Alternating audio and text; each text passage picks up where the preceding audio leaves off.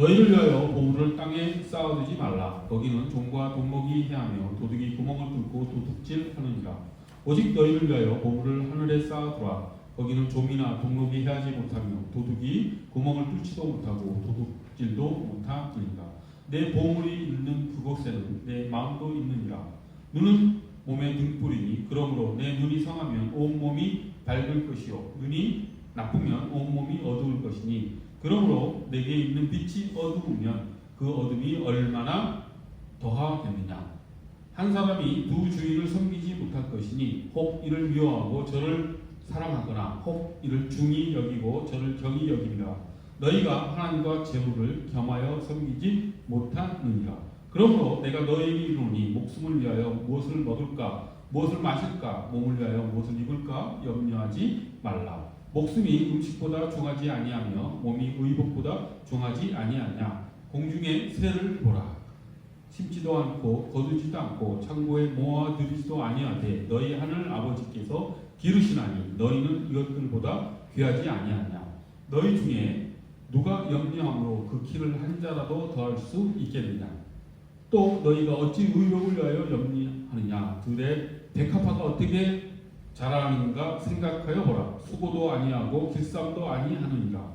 그러나 내가 너에게 말하노니 솔로몬의 모든 영광으로도 입은 것이 이 꽃 하나만 갖지 못하였느니라. 오늘 입다가 내일 아궁이에 던져지는 들풀도 하나님이 이렇게 입히시거늘 하물며 너희일까 보냐. 믿음이 작은 자들아. 그러므로 염려하여 이르기를 무엇을 먹을까 무엇을 마실까 무엇을 입을까 하지 말라. 이는 다 이방인들이 구하는 것이라. 너희 하늘 아버지께서 이 모든 것이 너희에게 있어야 할 줄을 아시느니라. 그런즉 너희는 먼저 그의 나라와 그의 의를 구하라. 그리하면 이 모든 것이 너희에게 더하시리라. 함께합니다. 그러므로 내일 일을 위하여 염려하지 말라. 내일 일은 내일이 염려할 것이요 한날의 괴로움은 그날로 족하리라. 아멘. 오늘 본문 말씀은 이제 네 가지 키워드가 있지요. 첫 번째는 보물. 거기 19절에 20절, 21절 보물을 키워드로 하는 말씀이고 22절, 23절은 이제 눈을 이제 비유적으로 사용해서 주님께서 우리에게 말씀을 주셨고 24절에서는 두 주인을 섬기지 못한다. 두 주인이 키워드이죠. 그리고 이제 25절에서 32절까지는 염려하지 말라. 그러니까 염려라는 단어로 우리에게 말씀을 주십니다. 그리고 그 염려하지 말라는 그 말씀을 주시는데 비유로 하나님께서 하늘의 새도 또 들의 백합화도 먹이시고 입히시거든 그것들보다 더 귀한 너희를 먹이고 입히시지 않겠느냐 이렇게 말씀하시죠. 그리고 33절에 주제문이 나오죠. 그 주제문이 무엇입니까? 그러므로 그런즉 너희는 먼저 그의 나라와 그의 의를 구하라. 그리하면 이 모든 것을 너희에게 더하시리라 라고 말씀하십니다. 오늘 이제 이 말씀 보물, 눈, 두 주인, 염려, 그의 나라와 그의 의 이 말씀은 이제 하나의 주제를 말씀하신 것인데 그 주제가 무엇이냐면 우리의 삶의 방향이 무엇이 되어야 하는가, 우리의 삶의 가치를 어디에 두고 살아가야 하는가 라고 하는 것에 대해서 주님께서 우리에게 말씀을 주시는 것이죠. 그래서 우리가 삶의 의미를 갖는 것, 우리의 삶을 의미 있게 해주는 것이 무엇인가 라고 하는 것을 주님께서 우리에게 말씀해 주신 것입니다. 사람은 누구나 의미 있는 것을 추구하며 살아갑니다. 그 어떤 사람도 이것에서 벗어날 수 없습니다. 의미를 추구하지 않는 사람이란 존재할 수가 없지요. 그런 사람이 있다면 그 존재는 사람이 아니라 동물이죠. 동물도 어떻게 보면 먹고 자고 하는 그런 생존적 본능이 있습니다.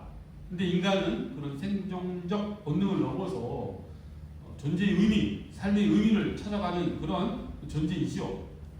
그렇다고 한다면 주님의 자녀, 주님의 제자인 우리는 어떤 그런 삶의 이유를 가지고 살아가야 되는가 라고 하는 것을 주님께서 말씀하시는데, 그 비유를 보물, 그리고 눈, 그리고 두 주인으로 말씀을 하시는 것이죠. 그러니까 보물을 땅에 쌓지 말고 하늘에 쌓아두라 라고 하는 것은 우리의 지향점이 이 땅이 아니라 하늘이어야 한다라고 하는 것을 말씀하시다라고 하는 것을 우리가 쉽게 알 수 있죠. 비유가 어렵지 않습니다. 또 눈은 마음의 등불이다라고 하면서 눈이 성하면, 눈이 정상이면 우리의 몸이 밝을 것이고, 우리 눈이 나쁘면 우리 몸이 어두울 것이다. 이렇게 말씀하시는 이유가 무엇일까? 이 눈이 무엇을 상징합니까? 눈이라고 하는 것은 이제 마음, 우리의 마음의 방향이 어딘가, 우리가 마음이 어디를 바라보는가 라고 하는 것을 비유하는 그런 말씀이죠. 그러니까 눈이 마음의 등불이다. 눈이 성하면 몸이 밝을 것이다 라고 말씀하신 것은 우리의 가치관이, 우리의 삶의 방향이 어디에냐에 따라서 우리의 삶의 모습이 달라진다 라고 하는 것을 말씀하시는 것입니다.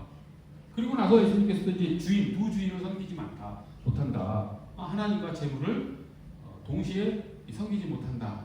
이렇게 말씀하시죠. 그래서 우리가 삶의 의미를 어디에 둘 것인가? 하나님으로 둘 것인가? 아니면 재물, 물질에 둘 것인가? 선택을 하라는 말씀이죠.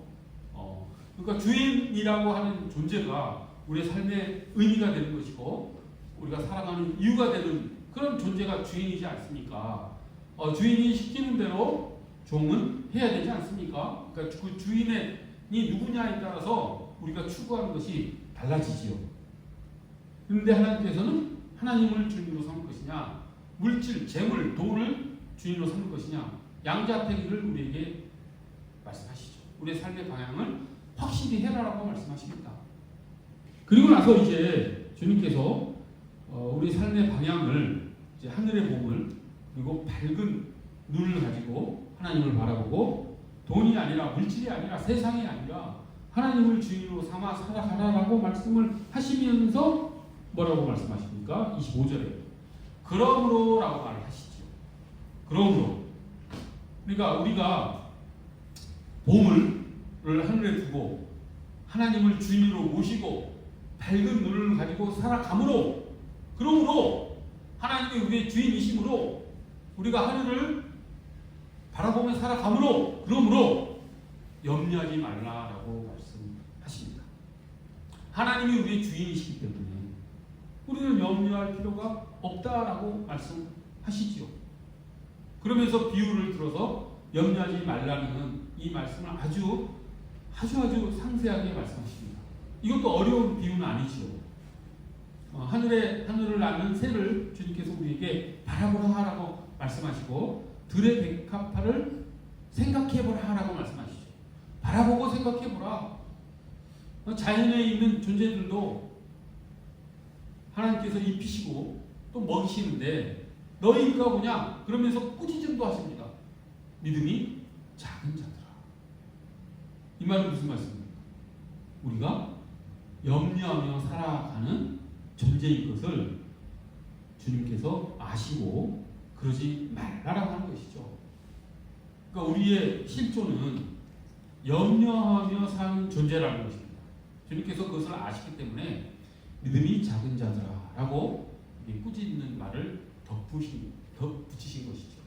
그러니까 믿음이 작지 않고 이제 우리 믿음이 하나님의 자녀로서 점점 성장해 가지 않습니까? 그러면 그럴수록 우리는 어떻게 염려하지 않는 삶을 살아갈 수 있게 된다라고 주님께서 말씀하시는 것입니다. 그것은 달리 말하면 염려하지 말라라고 하는 다른 표현은 하나님을 신뢰하라는 그런 말씀이라고도 할 수 있습니다. 하나님을 신뢰하는 마음을 가지고 살아가라라고 하는 말씀이지. 그리고 우리가 추구해야 될 것, 진정 이제 우리가 추구해야 될 것은 무엇을 먹을까, 무엇을 입을까, 무엇을 마실까라고 하는 것이 아니라 먼저 하나님의 나라와 하나님의 의를 구하는 것에 우리의 목표점, 지향점, 가치, 의의를 두고 살아가라라고 말씀하신 것이 오늘 말씀의 대략적인 전체적인 그런 내용입니다.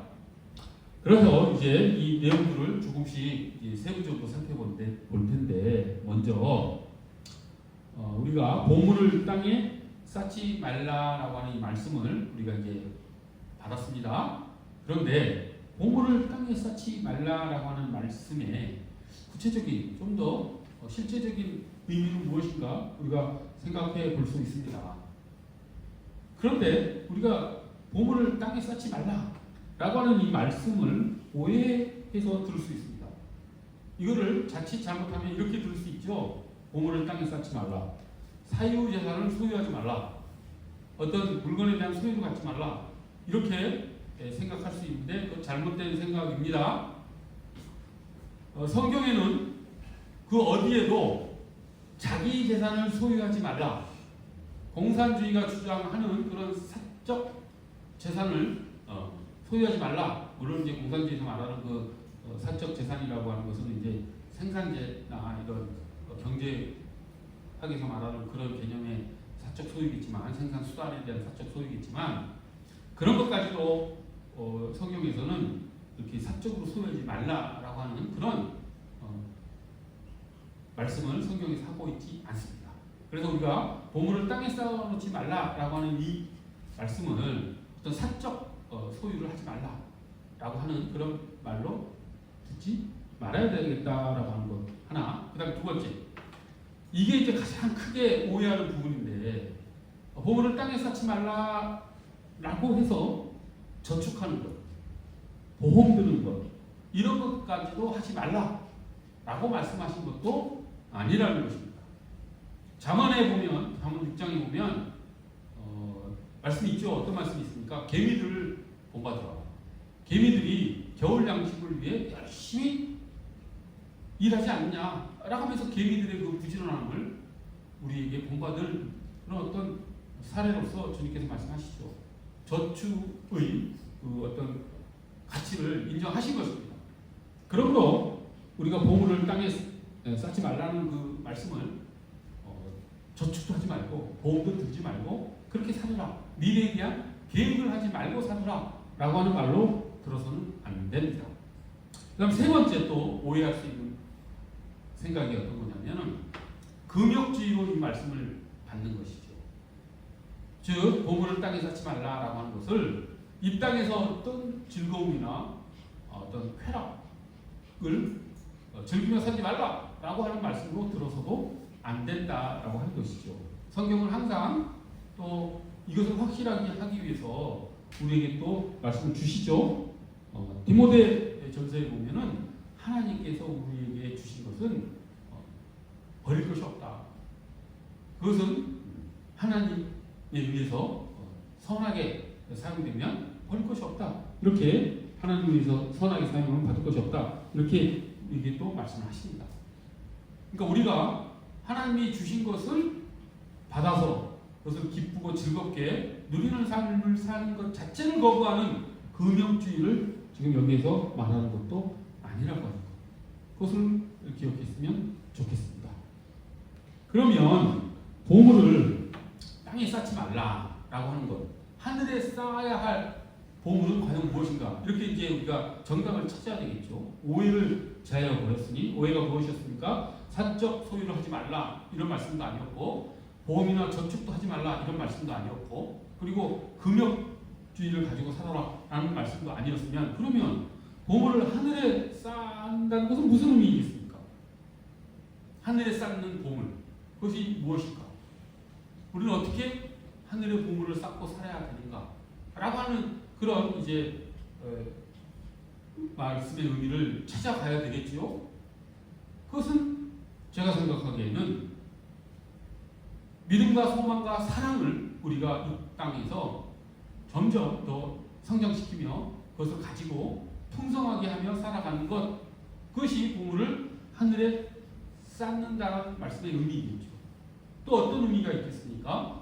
우리가 예수 그리스도의 삶과 사역과 인격을 닮아가는 삶을 살아가는 것 그것이 또한 보물을 하늘에 쌓아두는 삶의 모습이라고 할 수 있습니다. 한번 생각해 보십시오. 우리가 이 땅에서 천국까지 가져갈 수 있는 것이 무엇이 있겠습니까? 무엇을 하늘로 가지고 갈 수 있을까요? 우리가 하늘에 쌓아둘 수 있는 것이 무엇이겠습니까? 우리 존재 자체겠죠. 우리가 천국에 들어가서 하나님의 진정한 통찰에 살아갈 때 우리가 가져갈 수 있는 유일한 것은 무엇입니까? 우리 자신이지 않습니까? 근데 그 우리의 모습이 탐욕스럽게 이 땅에 있는 것을 잔뜩 가지고 가는 그런 존재가 아니라 그런 것들을 다 부인하고 예수 그리스도에 담는 그 인격으로 하나님을 만나야 되지 않겠습니까? 하나님과 같은 사람이 되어서 천국에 들어가야 되지 않겠습니까? 그래야지만이 그것이 천국에 있는 보물로서 유지되지 않겠습니까? 하나님께서는 소멸하는 불이라고 말씀하셨죠. 히브리서에 그렇게 말씀하셨습니다. 하나님은 소멸하는 불이다. 그럼 뭐를 하나님께서는 소멸하시겠습니까? 땅에 쌓아둔 보물들을 하나님께서는 다 태워버리십니다. 우리 마음속에 있는 땅에 쌓아두려고 하는 그 탐욕, 그 이기적인 그 마음들을 하나님께서는 다 소멸해 보십니다. 그리고 그 소멸하는 불에 의해서 타지 않는 것, 그것을 가지고 천국으로 우리가 들어가는 것이죠. 그게 하늘에 쌓여지는 보물인데 그것이 무엇이었습니까? 믿음, 소망, 사랑, 그리고 예수 그리스도를 닮은 인격, 이것만이 하나님의 그 소멸하는 불에 의해서 타지 않고 천국에도 가지고 들어갈 수 있는 것이라고 할 수 있습니다. 이제 보물을 땅에 쌓아두지 말고 탐욕스럽고 이기적인 마음을 가지고 살아가지 말고 하늘의 보물을 쌓아두라. 예수 그리스도를 닮아가는 삶을, 예수님께서도 산상수훈에서 말씀하신 여러 가지 도덕적 의, 종교적 의 이런 것들을 우리가 삶에 체화함으로써 예수 그리스도의 인격을 가지고 살아가라는 것이 하늘에 쌓아두는 보물이다 라고 하는 것을 알고 그렇게 하늘의 보물을 쌓아가는 우리 모두가 되기를 간절히 소원합니다. 그런데 여기서 우리가 아주 그리스도 복음에 있어서 중요한 점이 하나 제기가 됩니다. 이게 이제 타 종교랑 철학 사상과 완전히 구별되는 하나의 중요한 포인트가 하나 나오는데, 하늘의 보물을 쌓아두라라고 하는 말씀을 혹시나 이 가톨릭에서 범하는 이제 우인데, 가톨릭이 좀 심하죠. 그런 잘못을 저지르는 데 있어서 가톨릭은 좀 행동을 되게 중요하게 생각을 합니다. 그래서 가톨릭을 씻을 수 없는 하나님께 죄를 지었죠. 그것이 무엇입니까? 면벌부, 면죄부라고 흔히 하는데 그걸 판매하는 것. 그들의 논리는 그렇죠. 하나님을 사랑하는 데 있어서 가장 중요한 게 행동이다. 행동으로 하나님께 사랑의 마음을 표현해야 된다. 그 행동을 하는 데 있어서 가장 또 중요한 게 무엇이냐? 돈이다. 그 돈이 그 행동을 응축해내는 것이다. 그러니 그 돈을 하나님께 바쳐라. 그러면 그것이 하나님을 가장 사랑하는 것이다. 그래서 면죄부를 사라. 너희의 죄를 사해주는 것을 돈으로 사라. 그래가지고 면죄부를 막 뿌려대지 않았습니까? 이게 가톨릭이 범한 가장 큰 잘못이었죠. 그런 사상이 어디에서 나왔겠습니까? 분명 가톨릭은 하나님을 왕으로 모시고 하나님을 주인으로 섬기는 기독교인데 왜 가톨릭이 그런 죄를 저질렀겠습니까? 이런 말씀을 오해했기 때문이죠. 하늘의 보물을 쌓아두라라고 하는 말씀을 가톨릭뿐만 아니죠. 우리 개신교 안에서도 그런 모습들이 많이 나타납니다. 세계에서 가장 큰 교회라고 하는 곳에 다니는 사람들이 이런 오해를 많이 저지르죠.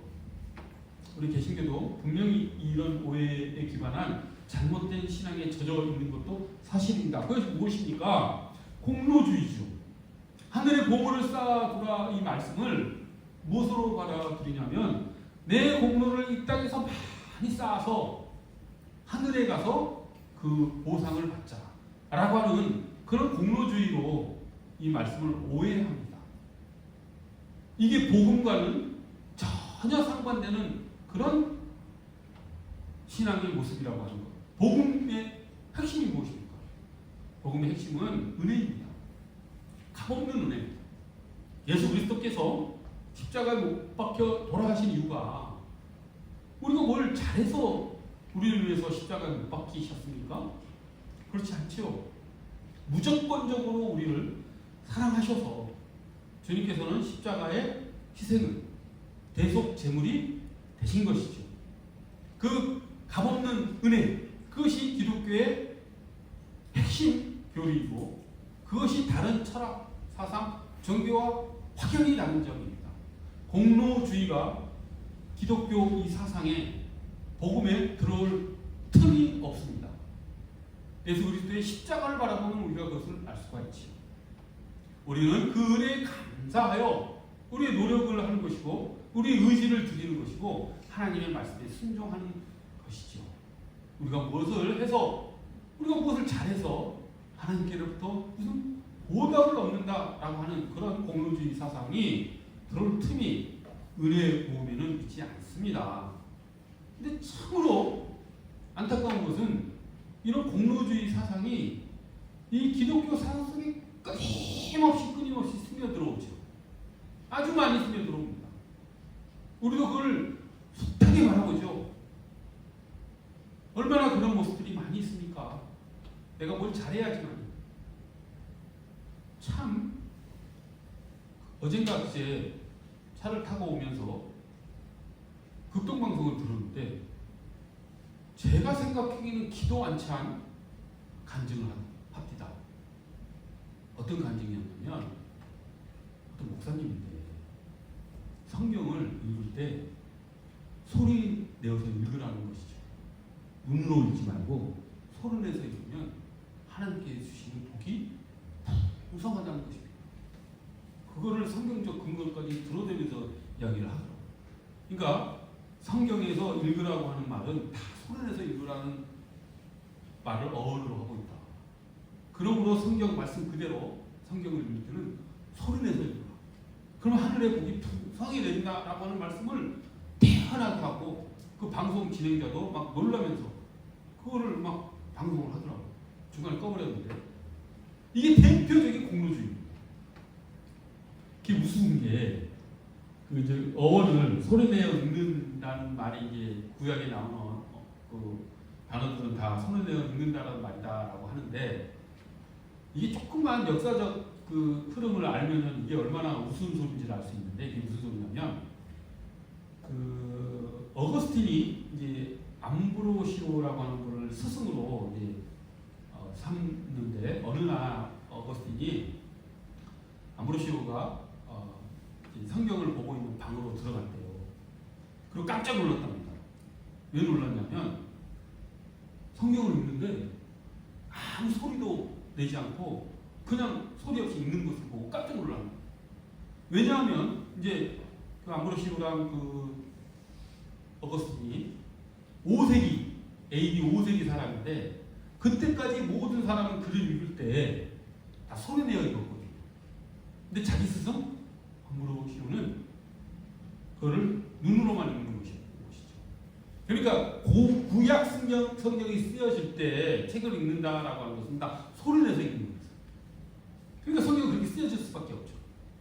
근데 역사가 흐르고 사람들의 생각이 더 발전한 것은 라고 할 수는 없지만 어쨌든 그 행태가 달라지면서 이제 성경을 읽는 것이 꼭 소리내어 읽는 것뿐만 아니라 그냥 눈으로만 읽는 것도 성경을 읽는 방법으로서 우리 삶 속에 들어왔는데 그걸 가지고 소리내어 읽으라는 구약 성경의 말씀이 있다라고 하는 그걸 딱 잡아서 소리내어 읽으면 하나님의 복을 받는다?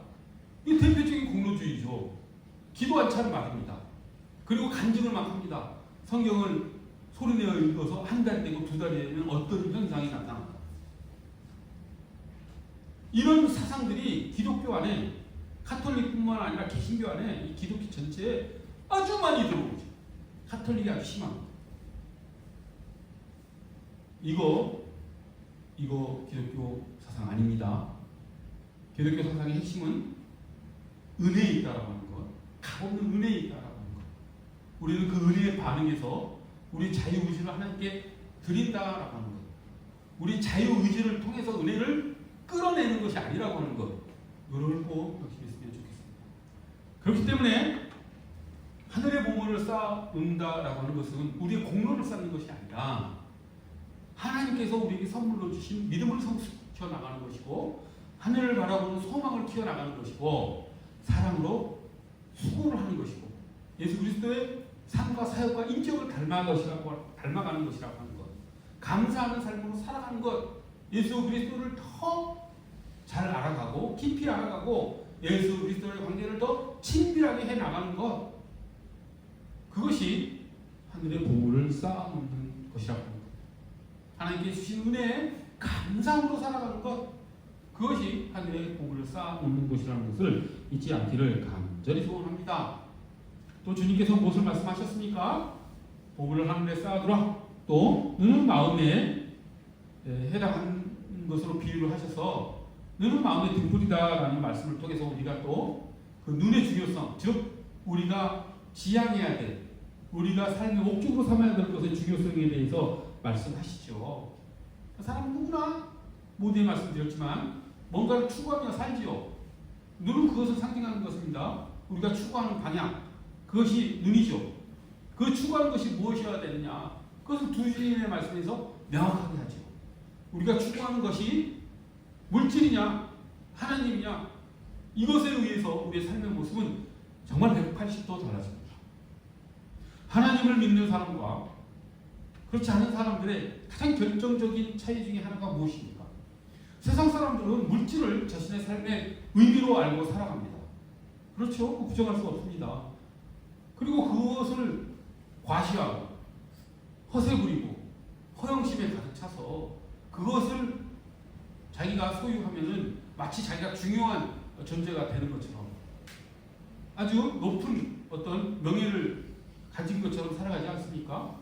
그러지 말라라고 주님께서 우리에게 말씀하시고 결정적으로 이제 우리에게 염려하지 않는 삶을 살아라. 하나님이 우리 주인이시니까 우리가 추구해야 될 것은 하늘의 보물이니까 우리는 염려하지, 하나님을 신뢰하는 그런 존재로서 염려하지 않는 삶을 살아야 된다라고 하는 것 우리에게 말씀해 주시죠. 무엇을 먹을까, 마실까, 입을까 염려하지 말라라고 하셨다라고 하는 것이죠. 근데 이 말씀을 받을 때도 조심해야 될 게 있죠. 우리가 염려하지 않고 하나님께서 우리를 먹이시고 입히시고 하는 그 주인이라는 것을 우리가 말씀을 받았다고 해서 우리가 아무 일도 하지 않고 그냥 감나무 아래 감 떨어지기를 입떡 벌리고 기다려서는 안 되지요. 하나님께서 하늘의 새를 먹이시고 들의 백합화를 입히시는데도 떠먹여 주지는 않으시죠. 그죠? 새가 하나님께서 하늘에서 손이 쑥 내려와서 새에게 먹이를 이렇게 주십니까? 그러지 않죠? 새도 사냥을 하고 새도 자기 입으로 직접 부리로 먹이를 쪼아서 먹지 않습니까? 그러니까 염려하지 않고 하나님을 신뢰하며 살라라고 하는 말씀을 게으르게 아무 일도 하지 않고 살아가라라는 그런 의미가 아니라고 하는 것이죠. 또 이 말을 오해하지 말아야 될 건 이런 게 있습니다. 두 번째 이제 염려하지 말라라는 말씀을 받을 때 조심해야 될 게 염려하지 않는다라고 해서 우리에게 어려운 일이 생기지 않을 거라고 생각하지 마십시오. 고난은 염려하지 않는 삶 가운데에도 나타납니다. 고난을 통해서 우리는 더욱 하나님을 신뢰하게 하시겠다는 하나님의 섭리가 담겨 있죠. 그러니까 염려하지 않는다고 해서 하나님께서 고난을 우리에게 허락하지 않으신다라고 착각하지 않았으면 좋겠습니다. 그리고 이제 가장 이제 결정적인 의무를 우리가 여기서 가질 수 있는 게 이런 문제가 있습니다. 하나님께서 하늘의 새를 먹이시고 들의 백합화를 입히시고 하는데 하물며 너희가 뭐냐 믿음이 적은 자들아 이렇게 우리를 꾸짖으시게 하시면서 염려하지 말라라고 말씀하셨지 않습니까? 그런데 세상을 바라보면 왜 하늘의 새는 먹이시고 들의 백합화를 입히시면서 왜 사람 중에는 먹지 못하고 헐벗은 사람들 굶주리고 헐벗은 사람들이 왜 그렇게 많습니까? 하나님 저에게 거짓말 하신 거 아닙니까? 성경과 실제 현실에서 일어나는 일이 어긋나지 않습니까? 라고 항변할 수 있죠. 그렇지 않습니까? 분명 성경에는 하늘의 새도 먹이시고 들의 백합꽃 풀도 입히시는데 우리도 그것을 보면서 염려하지 말고 살라라고 하는데 하나님을 믿으라고 하는데 왜 세상에는 굶주리고 헐벗은 사람이 그렇게 많냐라고 하는 것이죠. 이 질문에 대한 대답을 우리가 확실히 할 수 있어야 합니다. 이것은 이렇게 생각해 보십시오. 이것에 대한 대답은 이렇게 생각하면 됩니다. 왜 이런 일이 벌어집니까? 우리 지구상에 있는 총 공급량, 그러니까 하나님께서 우리에게 주시는 먹는 것, 입는 것의 총량은 우리 지구에 사는 전체 인구에게 부족하겠습니까? 안 부족하겠습니까? 안 부족합니다. 충분합니다. 하나님께서 우리에게 주시는 공급은 부족하지 않습니다. 그런데 왜 굶주리고 헐벗은 사람이 이 세상에 지구에 왜 이렇게 많겠습니까? 그것은 인간이 그 하나님의 공급을 지혜롭게 분배하지 못했기 때문이죠. 가진 자들은 너무너무 많이 가지고 못 가진 자는 너무너무 못 가지니까. 미국과 아프리카의 빈민의 삶을 비교해 보십시오. 미국은 먹는 것을 정말 그냥 막 버리고 삽니다. 미국에 가서 깜짝 놀라는 것 중에 하나가 걔들이 재활용 안 하죠. 배달 음식 오면은 먹다가 반이 남았든 3분의 2가 남았든 그거 어떻게 음식물이랑 뭐 깨끗이 재활용해서 뭐 재활용해가지고 다 분리를 해가지고 버리지 않습니다. 어떻게 합니까? 그냥 다 한 비닐에 넣어서 그냥 집 앞에 놔두면 다쳐갑니다. 그러니까 미국의 그 노숙자들은 먹을 걱정 전혀 안 하죠. 미국에서는 그 폐기물들이, 음식 폐기물들이 날짜가 뭐 1분만 지나도 그냥 버리지 않습니까? 그냥 어디 가든지 먹을 수 있습니까? 먹을 걱정은 안 합니다. 그 정도로 풍요로운 미국. 하지만 아프리카 가면은 굶주린 사람이 또 얼마나 많습니까? 왜 그런 현상이 왜 나타나겠습니까? 인간이 조금만 그런 탐욕스러운 마음을 내려놓고 하나님께서 주시는 그 먹을 것을 모든 하나님의 자녀들이 다 먹을 수 있도록 꼭 분배하면 해결되는 것이죠. 그것조차 못하는 게 인간입니다. 인간의 실상이 그런 것이죠. 인류 역사는 그렇기 때문에 유토피아는 존재할 수가 없습니다. 공산주의 사상이 아무리 훌륭한 것 같아도 이론적으로는 훌륭한 면이 있죠. 성공하지 못합니다. 왜? 인간의 탐욕 때문에. 절대 성공하지 못합니다. 공산주의가 망한 이유 중에 하나가 그거죠. 소수 권력자들이 자신의 욕심을 채우는데 그 사상을 이용해 버리죠. 때문에 하나님을 믿고 신뢰하며 아무 염려하지도 말라라고 하는 그 말씀을 우리의 악한 삶을 통해서 왜곡하지 않는 삶을 우리가 살기를 원합니다. 그래서 어떻게 되겠습니까? 우리가 염려하는 삶을 살면서 우리의 삶이 나만을 바라보는 삶을 살아야 돼서는 안 되겠다라는 것으로 이어져야 되겠죠. 하늘에 쌓는 그런 보물을 가지는 그런 삶이라고 하는 것은 나를 위한 삶이어서는 안 되겠다. 그것은 땅에 쌓아놓는 그런 보물을 가지고 살아가는 것이고 하늘의 보물을 쌓아놓는 삶은 나를 위한 삶이 아니라 모두를 위한 삶, 우리를 위한 삶으로 나아가야 되겠다. 우리가 돈을 버는 목적을 확실하게 해야 되죠. 나의 소비만을 위해서. 현대인들의 가장 큰 인류 역사상 가장 큰 죄악이 무엇이냐면 현대인들은 너무도 자기 소비에 자기를 위해서 소비하는 물질이 너무도 많습니다. 우리 대한민국도 그렇죠. 아무리 중산층 이하의 삶을 사는 사람이라 할지라도 평균 이하의 삶을 사는 사람이라 할지라도 자기에게 소비하는 물질의 양은 어마어마합니다.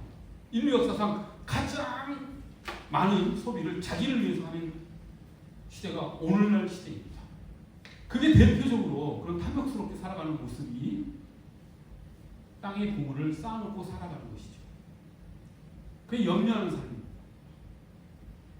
그런 우리를 바라볼 수 있어야 됩니다. 우리가. 그 자기 객관을 하지 못하면 에이 나는 뭐 보통 그 대기업도 다니는 것도 아니고 내 월급 뭐 보통 평균 월급 이하밖에 안 되고 그래봤자 뭐 평균 정도밖에 안 되고 내가 뭐 남을 위해서 뭘 할 수 있냐? 할 수도 없고 할 필요도 없고 나하고는 상관없는 일이다 라고 생각하면 그 자기 객관을 못하는 것입니다. 우리나라 사회에서 평균 이하의 삶을 산다 하더라도 한번 냉정하게 생각해 보십시오. 자기가 쓰는 돈에 한번 비율을 생각해 보십시오. 누구를 위해 씁니까? 그 돈. 다 자기를 위해 쓰죠. 그런 삶에서 벗어나 하늘에 보물을 쌓는 삶으로 나아가라. 그럼 염려할 필요가 없죠. 그러면 하나님께서 들의 백합화를 입히시고 하늘의 새를 입히시는 그 하나님을 진정으로 신뢰할 수 있게 됩니다. 그렇게 살아나가는 것이 그의 나라와 그의 의를 구하는 삶이라고 하는 것. 그의 나라와 그의 의를 구하는 것이 그런 삶이라고 하는 것. 하나님의 나라를 구하고 하나님의 통치를 구하고 하나님의 주권을 인정을 하고 하나님께서 우리에게 주신 도덕적 삶, 종교적 의를 우리가 좋은 종교적 의를 말합니다. 위선적인 종교적 의가 아니라 그것을 산상수를 통해서 우리에게 말씀해 주신 그런 삶을 우리가 지향하며 살아가는 것. 의에 굶주리고 의에 목마른 삶을 살아가는 것.